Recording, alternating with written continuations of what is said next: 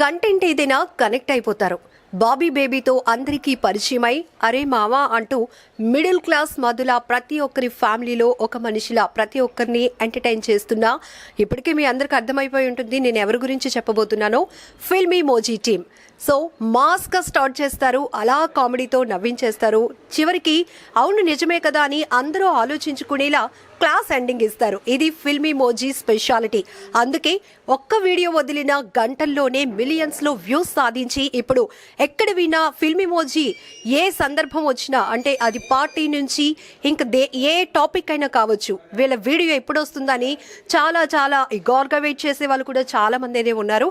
So అందుకే మీకు ఫిల్మీ మోజీ టీమ్ని పరిచయం చేయడానికి సుమన్ టీవీ అయితే ఇప్పుడు వచ్చేసింది. సో ఫస్ట్ ఆఫ్ ఆల్ వీళ్ళు ఇంతలా ఎంటర్టైన్ చేస్తున్నారు, ఇంత తక్కువ టైంలో ఇన్ని మిలియన్స్ వ్యూస్ వస్తున్నాయంటే వీళ్ళు వర్క్ ఎలా ఉంటుందో అని చాలా మందికి ఆతృతగా ఉంటుంది కదా చూద్దామని. సో ఈరోజు వాళ్ళ వర్క్ స్టైల్ కూడా నేను చూపించబోతున్నాను, రండి.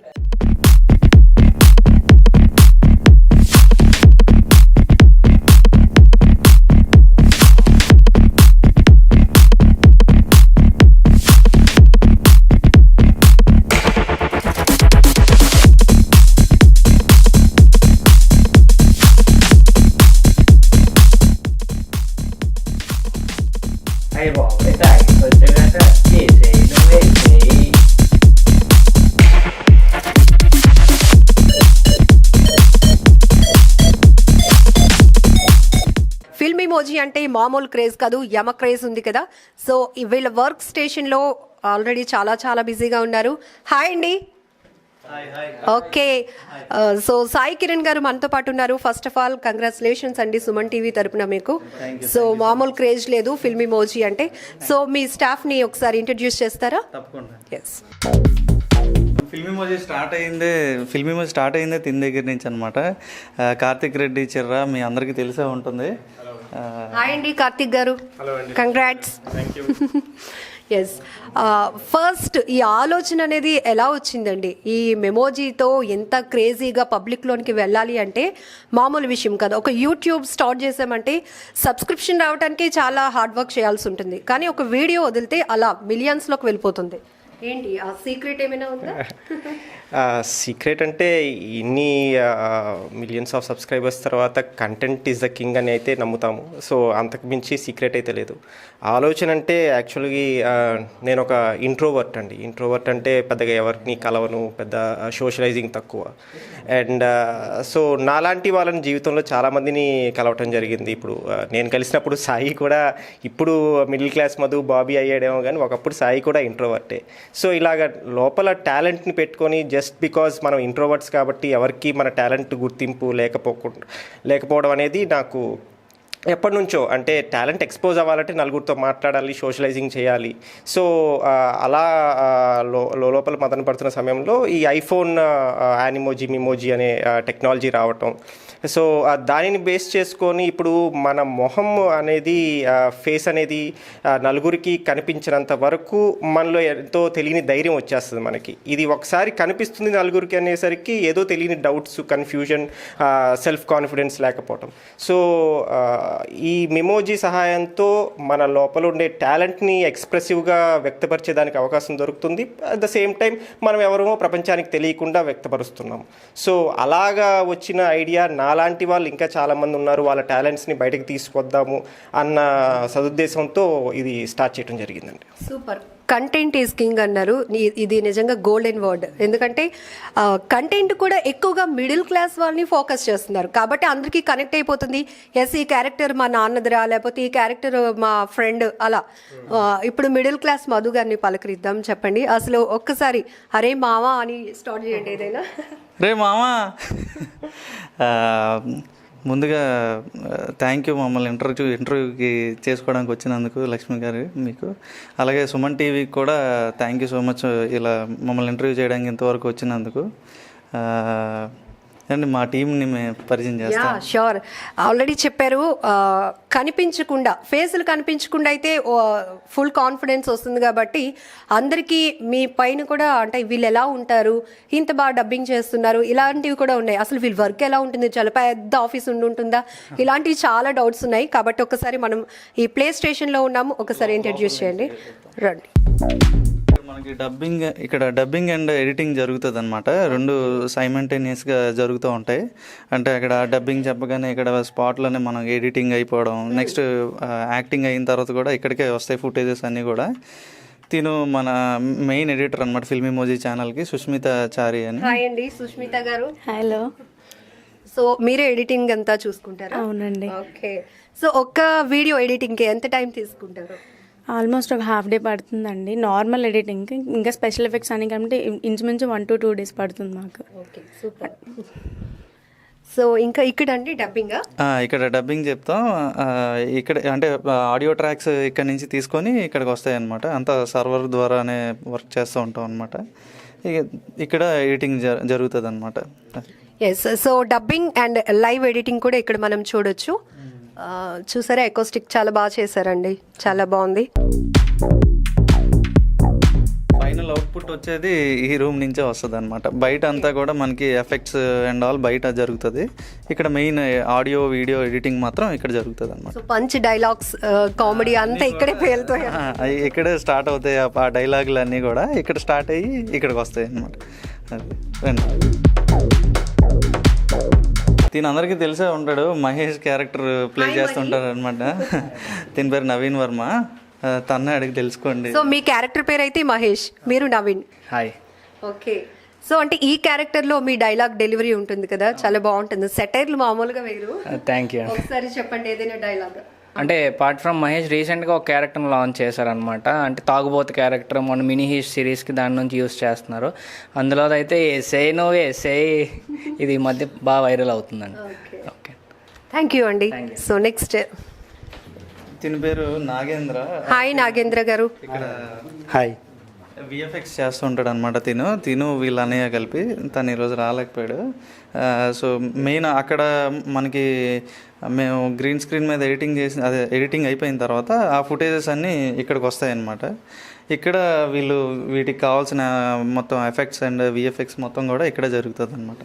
సో ఇక్కడ జరిగిన తర్వాత మళ్ళీ ఎడిటింగ్కి వెళ్తాయి అనమాట ఆ ఫుటేజెస్.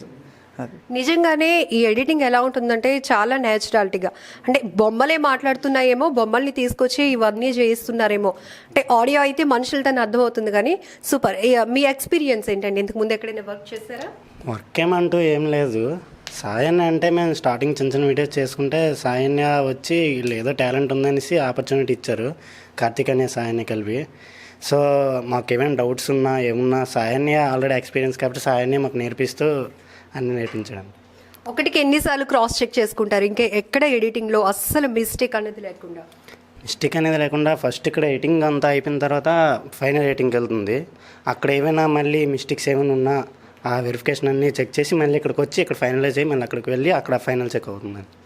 ఇంత సబ్స్క్రిప్షన్ ఉంది, ఇంత వ్యూస్ వస్తున్నాయి, చాలామంది కామెంట్స్లో టీం వర్క్ ప్రతి ఒక్కరిని మెన్షన్ చేస్తూ ఉంటారు. ఎడిటింగ్ బాగుంది, డైలాగ్ డెలివరీ బాగుందని. అలాంటప్పుడు మీకేమనిపిస్తుంది యాజ్ ఏ విఎఫ్ఎక్స్ ఎడిటర్గా వర్క్ చేయడం? విఎఫ్ఎక్స్ ఏంటంటే చాలా హ్యాపీగా ఉంటుంది. ఇంట్లో వాళ్ళు ఏమైనా అంటారా? అంటారు. అంటే ఇప్పుడు నలుగురిలో పేరు వస్తుందంటే డబ్బు కన్నా ఏముంది, పేరు వస్తుందంటే. So happy. నెక్స్ట్ ఇక్కడ మన మెయిన్ ఇక్కడే పుడతాయి అనమాట. అంటే బేసిక్గా స్టార్టింగ్లో ఫుల్ ప్లెజ్డ్గా నా నుంచే స్టార్ట్ అయింది స్క్రిప్ట్ అంతా కూడా. మెల్లగా నాకు సూట్ అయ్యే పీపుల్ని నేను రిక్రూట్ చేసుకోవడం మొదలుపెట్టాను అనమాట. అప్పుడు ఎతికిన ఆనిముత్యాలు 3. ఇక 3 ఆనిముత్యాలంట. నిజంగా ఆనిముత్యాలే. ఇంతమందికి నచ్చుతుంది, ఇంతమంది కంటెంట్ ఇష్టపడుతున్నారు, వీళ్ళపైన ఇంత లవ్ చూపిస్తున్నారంటే నిజంగా ఆ వర్డ్స్లో ఆనిముత్యాలు ఉన్నట్టు. మెయిన్ ప్లాట్ లైన్ ఒకటి ఫిక్స్ చేస్తాను నేను. ఆ ప్లాట్ లైన్ ఫిక్స్ అయ్యాక వీళ్ళకి చెప్పడం జరుగుతుంది అనమాట. 3 వెర్షన్స్ రాసుకొని నా దగ్గర తీసుకొస్తారనమాట. నా డైలాగ్స్తో పాటు ఇంకా అంటే వీళ్ళు రాసినవి కూడా అద్భుతమైన డైలాగులు ఉన్నాయి అందులో. స్టార్టింగ్లో నా దాంతో క్లిక్ అయింది కాబట్టి ఎక్కువ నేను ఎలివేట్ అవుతుంటాను. అలాగే వీళ్ళు కూడా బాగా రాస్తారనమాట డైలాగ్స్ అన్నీ కూడా. ఆ తర్వాత ముగ్గురిది కలిపి ఒక స్క్రిప్ట్ని మేము ఫైనలైజ్ చేస్తాం. బిగ్ బాస్ ఫినాలే జరుగుతుంది, ఇందులో బాల్కనీ టికెట్లకి టైం అయిపోతుంది. అసలు ఈ కాన్సెప్ట్ ఏంటండి? ఎవరు రాశారు ఆ క్యారెక్టర్? నేను రాశాను. అవును. అంటే బేసిక్గా ఇదంతా లో బడ్జెట్లో జరిగే బిగ్ బాస్ లాగా ఫస్ట్ సీజన్ నుంచి ప్లాన్ చేసుకుంటూ వచ్చాను అనమాట. నార్మల్గా అయితే చిరంజీవి గారు బాలకృష్ణ గారు ఇలా వస్తారనమాట. అలా ఫిల్మ్ ఇమోజీలో జరిగేదానికి ఎవరిని పిలుస్తాం, అలా కుదరదు. కాబట్టి కొంచెం ఇంకా కామెడీగా ఉండాలని సడన్గా ఎవడో దొరికితే బ్లాక్ టికెట్లు అమ్ముకుని తీసుకొచ్చి అక్కడ మెయిన్ చీఫ్ గెస్ట్ కింద తీసుకొచ్చి అతని చేత ట్రోఫీ ఇప్పిస్తే ఎలాగా ఉంటుంది అనమాట. అంటే మధ్యలోనే వచ్చి 150 అని చెప్పి అమ్ముకోవడం. సో ఇలా కామెడీగా ట్రై చేసాం అనమాట. హాయ్ అండి, మీ పేరు? రత్నకుమార్ నా పేరు. ఓకే, రాయటమేనా, మాట్లాడరా? Serious గా అంటే నేను మాట్లాడితే ఇంకా మీరు కూడా తర్వాత కాంపిటీషన్కి వచ్చేసి మాకు కావాల్సింది అదే. ఉంటున్నాను. ఓకే, సో ఈ టీంలో వర్క్ చేయడం ఎలా అనిపిస్తుంది? స్క్రిప్ట్ విషయంలో ఎలాంటి కేర్ తీసుకుంటారు? సో టోటల్గా కేరింగ్ అయితే సాయే తీసుకుంటాడు. సో మేము జస్ట్ దానికి సపోర్టింగ్ ఇస్తాం అనమాట, అంతే. సో తను చెప్పినట్టుగా మాకు ప్లాట్ లైన్ ఇస్తారు. సో మా వెర్షన్లోని మాకు వస్తున్న ఐడియాలజీ తోటి మేము కొన్ని డైలాగ్స్కి దాన్ని జోడించుకుని స్క్రిప్ట్ అయితే తీసుకురావడం జరుగుతుంది. వన్స్ అయిపోయిన తర్వాత తనకి చెప్పిన తర్వాత ఏవైతే బాగున్నాయి అనిపించిందో అవి అడాప్ట్ చేసుకొని సో అలాగా అంటే చిన్న చిన్న ముక్కల్లాగా అతికించి స్క్రిప్ట్ అనేది ఫైనలైజ్ చేయడం జరుగుతుంది అనమాట. సో అంతే, కంప్లీట్లీ చూసుకున్నట్టుగైతే ఫిల్మ్ ఇమోజీలోని నా జర్నీ అనేది 10 months అయ్యిందనమాట. సో చాలా బాగానే ఉందన్నమాట. ఇంకా ముందుకు వెళ్ళాలని కూడా అంత మనస్ఫూర్తిగా అనుకుంటున్నాను. అంతే. మీరు కూడా సూపర్ అనమాట. Thank you. ఎస్, నెక్స్ట్ మీ పేరు? హాయ్ అండి. హాయ్, నా పేరు కృష్ణ యాజీద్. ఓకే, కృష్ణ గారు, పర్లేదు, థ్యాంక్ యూ. ఓకే, మీకు ఎలా అనిపిస్తుంది మీ ఎక్స్పీరియన్స్, వర్క్ ఎక్స్పీరియన్స్ కానీ టీంతో వర్క్ చేయడం? నాకు తెలిసి బాగా ఎంజాయ్ చేస్తూ చేస్తారు, అందుకే అవుట్పుట్ అంత ఆసమ్గా వస్తుంది. అంటే లైక్ ఇందాక చెప్పినట్టే, సో ఫస్ట్ అసలు నార్మల్గా అయితే స్టోరీ కానీ ప్లాట్ కానీ ఏదన్నా అసలు నైట్ అంతా కూర్చుంటాం, డిస్కస్ చేస్తాం. సో డిఫరెంట్ ఐడియాస్ వస్తాయి ఒక్కొక్కరికి. సో అలా కూర్చొని కల్మినేట్ చేసి ఏది బాగుంది, సో సాయి ఎలాగో తను అనలైజ్ చేస్తాడు, ఇది ఇక్కడ బాగుంది, ఇక్కడ ఒకటి పెడదాం. సో దాన్ని బట్టి అలా మొత్తం నలుగురు ఎప్పుడైనా కూర్చొని ప్లాట్లు కానీ ఏదైనా, సో మళ్ళీ వర్క్ అంతా కూడా ఎవరు డిఫరెంట్ వర్షన్స్ తీసుకుని వచ్చి సో అలానే మేము స్క్రిప్ట్స్ అన్నీ కూడా రాస్తూ ఉంటాం. యూత్ పవర్ అంతా ఇక్కడే ఉంది, కానీ మీరు అన్ని ఏజ్ గ్రూప్స్ని టచ్ చేస్తారు. సో మిడిల్ క్లాస్ మధు కానీ బాబీ కానీ, అంటే ఎవరికి తగ్గట్టు వాళ్ళు, అంటే ఇంట్లో వాళ్ళని బాగా ఫాలో అవుతారా? నాన్న ఇలా ఏదైనా కాన్వర్జేషన్లో నాన్న ఇలా అంటాడు, ఆంటీ ఇలా డైలాగులు వేస్తుంది, వీటిలన్నింటినీ పరిగణలోకి తీసుకుంటున్నారా? అంటే ప్రతి ఎపిసోడ్ కూడా మేము అంటే ఓన్లీ పిల్లలు ఒకళ్ళు లేదా ఫ్యామిలీ ఒకళ్ళు చూడాలని కాకుండా అందరూ ఎవ్రీ ఏజ్ గ్రూప్ వాళ్ళు చూసే వాళ్ళ కవర్ చేద్దామని అలానే కవర్ చేస్తాం. ప్లాట్ కూడా అలానే థింక్ చేస్తాం.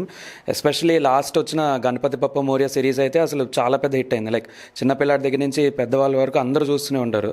సో మొత్తం అన్ని డిఫరెంట్ టైప్ ఆఫ్ జానర్స్ని కూడా కవర్ చేస్తుంటాం. సో బాగా పాపులర్ కూడా అయింది ఆ వీడియో. అంటే గణేశుడికి ఉత్సవాలు చేస్తున్నామని అందరం ఫీల్ అయిపోతుంటే ఇన్ని తిప్పలు పెడుతున్నారా అని మీరు రిలీజ్ చేసిన వీడియో ద్వారా ప్రతి ఒక్కరికి అర్థమైంది.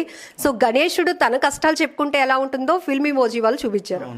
ఆ కంటెంట్ ఎవరు రాశారండి? నేనే రాశానండి. అది బేసిక్గా నేను 9th క్లాస్లో ఉన్నప్పుడు వినాయకుడిని పెట్టాం అనమాట, వీధిలో ఉన్న పిల్లలు అందరం కలిపి. సో అది రియల్గా జరిగిందనమాట. నేను ఆ విగ్రహాన్ని తీసుకొస్తున్నప్పుడు వ్యాన్లో కుదుపులకి ఆ చెయ్యి ఇరిగిపోయిందనమాట. మేము దాన్ని ఫెవిక్విక్ వేసి అంటించి దాని మీద పౌడర్ రాసి ఇలా చాలా మతలబులు చేసాం అనమాట. అది జనాలకు మళ్ళీ కనిపిస్తే అమ్మో అనుకుంటారని. సో ఏదైనప్పటికీ అక్కడ దేవుడి మీద భక్తి అయితే భక్తితోనే చేస్తాం ఏది చేసినా సరే, కానీ పరిణామాలు అన్నిటిలోనే దేవుడు మనతో ఉండడు కదా, మనమే కదా ఎదుర్కోవాల్సింది ఏదొచ్చినా సరే. సో అలాగే దేవుడు వాయిస్లో దాన్ని మనం వింటే ఎలా ఉంటుందా అని చెప్పి ఒకసారి ట్రై చేశాను. ఎందుకు వచ్చిందో మరి అంత బాగా వచ్చింది ఆ స్క్రిప్ట్, చాలా బాగా వచ్చింది. అవునా.